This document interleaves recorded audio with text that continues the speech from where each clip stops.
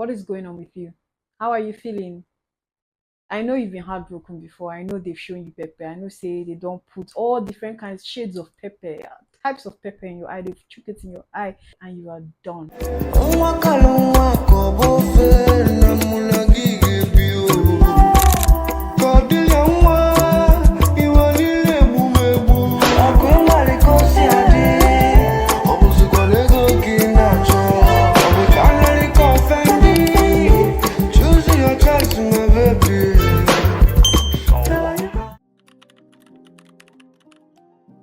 Hey loves, welcome back to my channel. My name is Oman Damati. Thank you for gracing me with your presence. If it's the first time here, make sure it's not your last. Please subscribe, like, share, comment. It means so much to me. And if you're a returning subscriber, you rock. Thank you so much for coming back to listen to what that I have to say for the umpteenth time. Today we're going to be having a conversation and it's regarding love. Love blossoms here. Love is blooming here. Love is everything around me. I am love. Love is me. God is love. In fact, I love love. Yeah. So happy Valentine's Day. So it's Love Day, and I thought to share on a particular topic that's been on my heart. Like I was thinking about the topic today, and I was like, you know what, I'm going to talk about this.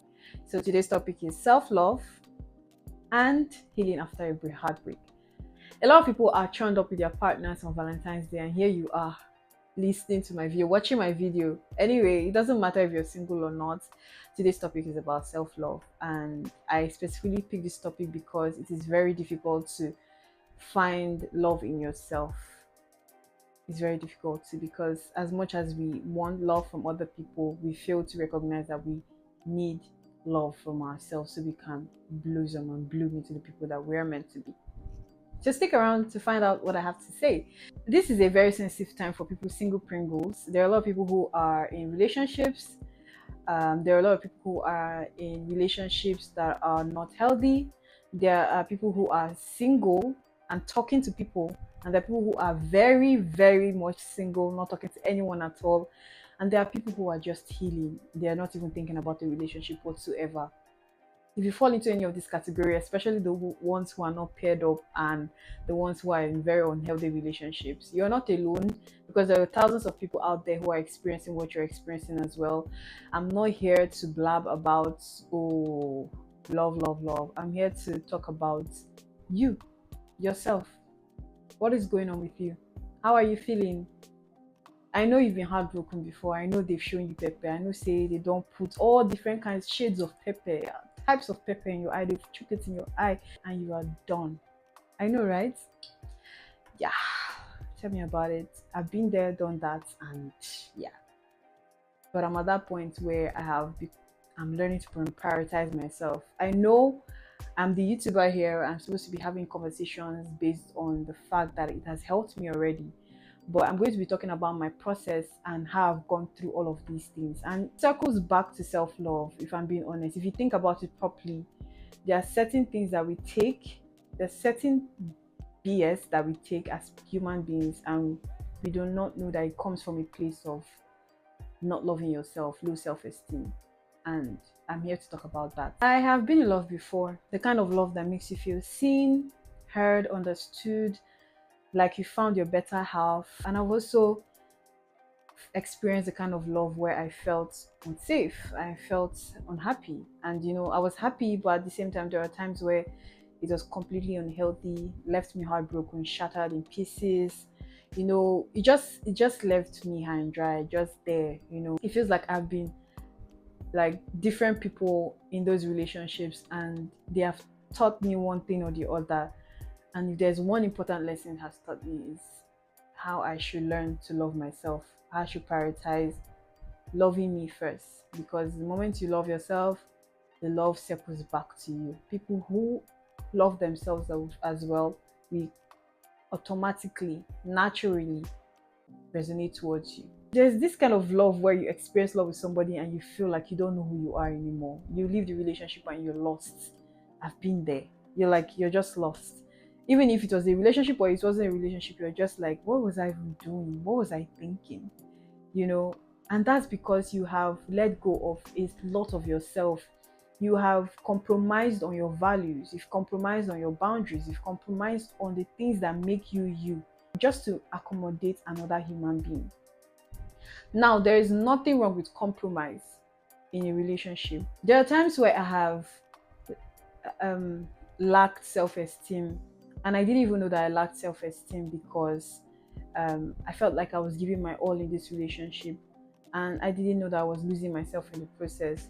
That when I left these relationships, I always felt lost and like I didn't have a grasp of who I was. It's like a chunk of myself has been been left behind, and I don't know how to go about functioning. It's like I have to learn a new way, a new pattern on how to survive on this earth, because it's like I'm like a baby walking again. So I know how it feels. Heartbreak is one of the worst things that can happen to you. I remember dating somebody and thinking to myself that this was the person, and the person just woke up one day and said, "Well, I don't want to do it again." No. Like that, just like that, no explanation.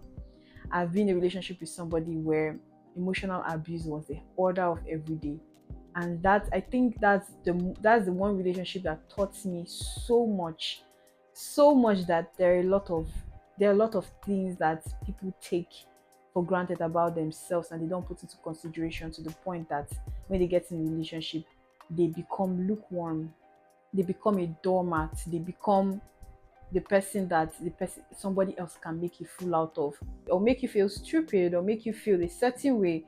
And then when you come out of that relationship, like I said before, you feel lost. So healing from a heartbreak took time for me, because there are times where I felt like I've already healed, so it's time for me to move on to the next one and date, because I wanted to date to marry. Like the very first time I started dating in my life was with the intention to marry, not with the intention to have fun. But as life may have it, maybe God was using those experiences to teach me a lesson. And to be honest, if I'm being honest, I'm glad I learned those lessons, because if I got married at that age, at 21, at 20, at 18, or at a very young age, maybe not, my marriage would have suffered. Because if I probably married somebody who wasn't mature enough to, I'm not talking about age maturity, I'm talking about mature enough in the mind to carry the relationship and to carry the marriage alongside with me, I don't think we would have worked, because we'll be loggerheads. So I just thought to myself that, you know what, I'm going to take a long ass break from men. Do you understand? I had to take time to heal. And there are a few things that kind of helped me out in that process. Even if I'm still learning to heal from those things, here are my tips. Yeah. Healing is a process, and it takes a lot of time to help you get over somebody or anything. And the mistake I made was jumping from one relationship to another, thinking that that other relationship will help me forget the other person. And it's not supposed to be so. So here are a few things that helped me out. I wrote them down in my notepad, and I would like to read them out to you. Number one is allow yourself feel. So what I wrote under this is, at first I tried to numb the pain, staying busy, avoiding my emotions, but that only delayed the healing. So I let myself grieve, cry, and sit with emotions, and that's okay. So I tried to get myself distracted with other people, with other guys, with my friends, with going out, engaging in parties, just so I can get my mind off things. Some people will say you have to look for someone that will help you get over the other person, but that is, you are hurting yourself the more.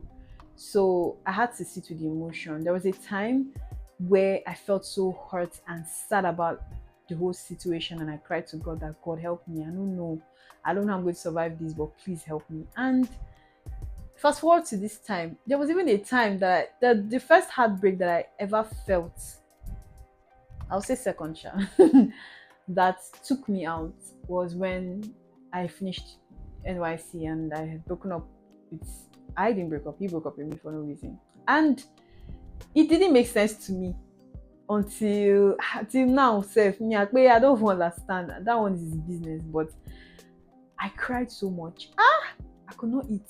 I could not sleep. I was lacking sleep. I was so messed up. When I say because of man, my mother came to my room one day. I'm like, are you okay?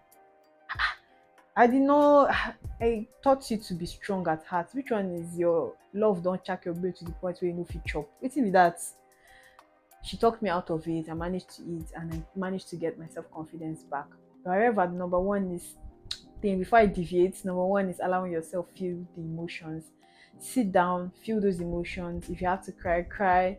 If you don't want to eat for it, yeah, just feel that emotion.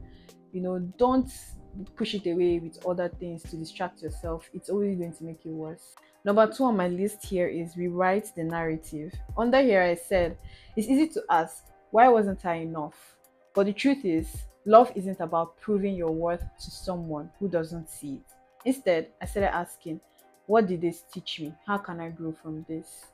This is a very hard pill to swallow. In fact, in life generally, when things happen to me, I'm not going to start asking myself, oh, what did I do wrong? Oh, why wasn't I enough? Oh, I messed up. Instead of thinking so much about what I did wrong, I start thinking about, okay, this is what I did wrong. How can I be better?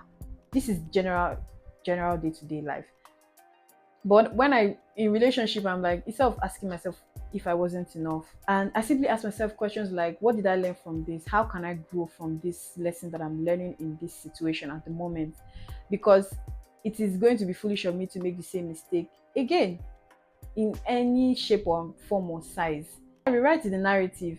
There was a time I was having a conversation with a bunch of friends, and that was when I was just recently ghosted, and I was just asking myself questions like, is it that I'm not pretty enough, or this person does not like me enough? I don't understand.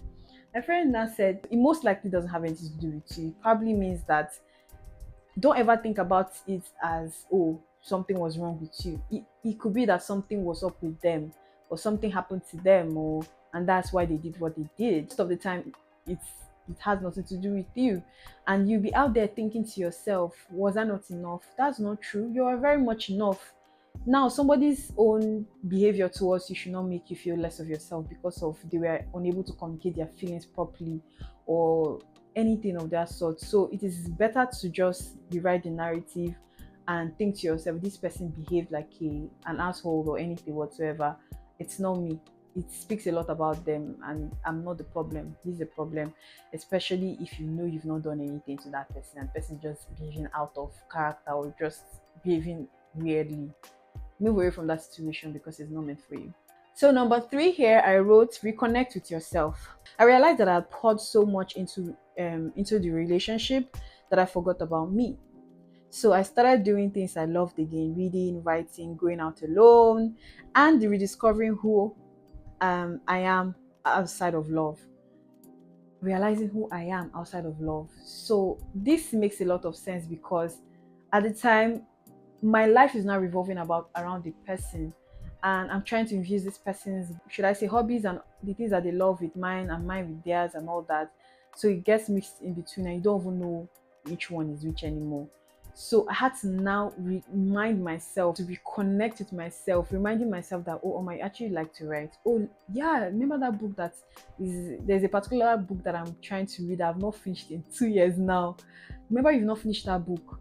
I start reminding myself like, oh yeah, I have a guitar. I want to learn how to play the guitar. And I start visiting those things again, learning how to play lawn tennis, and it helped me love myself even further because I'm like, oh, I'm actually capable of having this many talents as a human being. I'm amazing. It's amazing for me to actually learn all of these things and get good at them. So that kind of helped me love myself even more, reconnect with myself. The next thing that I wrote here is surround yourself with love. Romantic love isn't the only kind of love that matters. Friends, family, community, those are forms of love too. And the more I leaned into those, the less I felt like I was missing out on something. I'm going to be honest here. Um, Loneliness is crazy, and there are times where even if we're with your friends and all of that stuff, and sometimes most of these your friends are married and in a relationship, and you're just a single pringle, and sometimes it will hit you that I'm single, I'm lonely, things like that. But never leverage on that. Leverage on the relationships that you have now. And I this also taught me to foster relationships with my siblings, my parents, my friends. Learning, sometimes I even ask questions, how can I do better as your friend? Those kind of things help.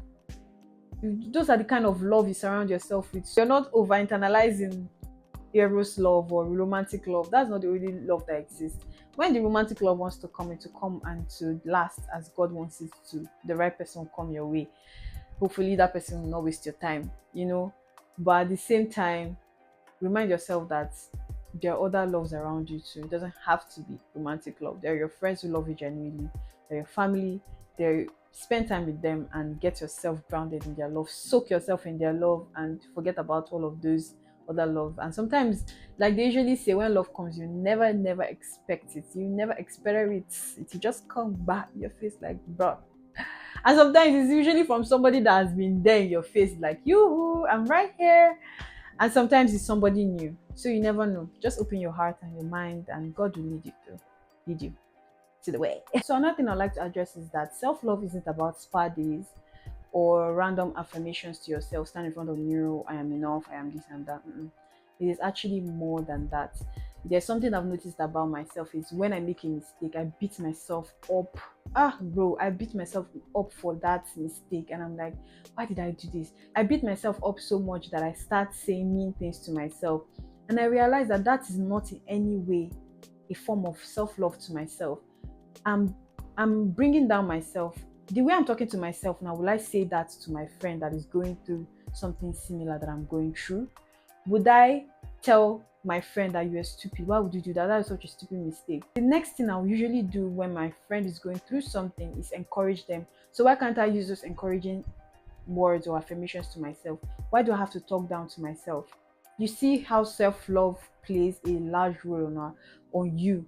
And the moment you start speaking positivity into yourself, you realize that a lot of things are changing. You actually kind of start realizing that I can't allow somebody cross the boundary with me saying rubbish, this kind of things to me.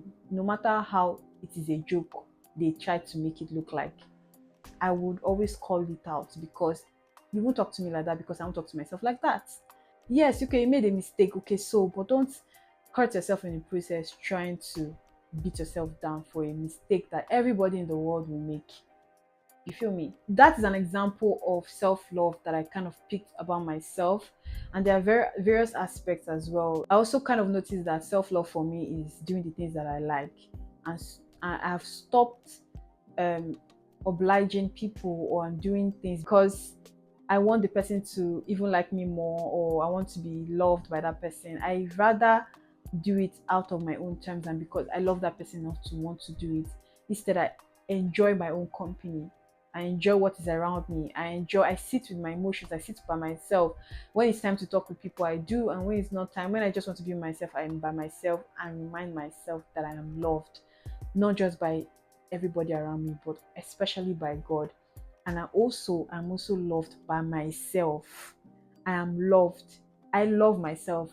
So I have to tell myself that so that I am not easily swayed by what is happening around me. So my final note today is that I wrote here is, so this Valentine's Day, whether you're single, healing, or just focusing on yourself, I hope you remember this. And this is very important for you to take note of. You're worthy, you're enough, and love, real, healthy, beautiful love will find you when it's meant to, at the right time. At the time that you're healing and you're feeling like, oh, nobody's talking to me or anything of that sort, please gather all the love that you have given to people and give it to yourself. So until then, don't forget to love yourself. Thank you so much for watching my video. It is amazing to be here. If it's your first time, please don't forget to subscribe. And if you're a returning subscriber, thank you. You rock and you're amazing. Have a fantastic Valentine's Day and bye. Mwah.